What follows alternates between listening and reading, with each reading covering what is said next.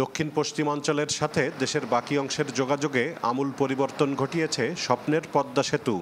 এ পথে যাত্রায় সময় দুর্ভোগ দুটোই কমেছে। আশা করা হচ্ছিল দ্রুত পদ্মা সেতুর সহজ যোগাযোগ ব্যবস্থা বদলে দেবে দক্ষিণ পশ্চিমাঞ্চল, বিশেষ করে খুলনা বাগেরহাট জেলার অর্থনৈতিক চালচিত্র। তবে গেল 2 বছরে এই 2 জেলায় 11টি ছোট ও মাঝারি শিল্প কারখানা ছাড়া বড় পরিসরে কোনো প্রতিষ্ঠান কাজ শুরু করেনি। এমনকি চালু হয়নি বন্ধ পাটকল সহ অন্যান্য কারখানাও। এতে স্বপ্নপূরণ যেন অধরাই রয়ে গেছে খুলনা ও বাগেরহাটের মানুষের। এটা 2 বছর হয়ে গেল পদ্মা সেতুর বয়স, আমরা সেই সুফল পাই নাই।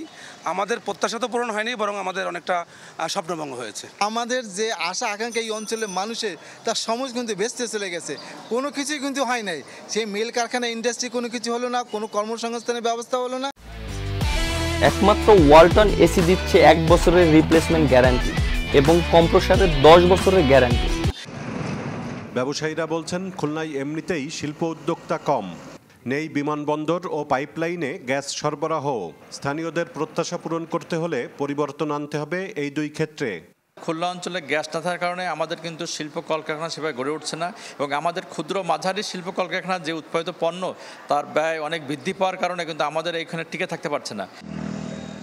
ব্যবসায়ীদের সঙ্গে একমত বিনিয়োগ উন্নয়ন কর্তৃপক্ষ। তবে তারা বলছে শিল্প উদ্যোক্তাদের আগ্রহী করতে কাজ করছেন তারা। শিল্প উদ্যোক্তাদের যারা নতুন তাদেরকে ট্রেনিং দেওয়া হয়েছে এবং তাদের প্রজেক্ট প্রোফাইলও আমরা নিয়েছি, কালেক্ট করেছি, কিন্তু পরবর্তীতে তারা হয়তো ব্যাংক লোন ফ্যাসিলিটিস তারা যেভাবে প্রত্যাশা করেছিল সেভাবে হয়তো পায়নি বলেও থেমে যেতে পারে। আর যে শিল্প প্রতিষ্ঠান আছে সেগুলোর বেশিরভাগই চলছে ধুকে ধুকে।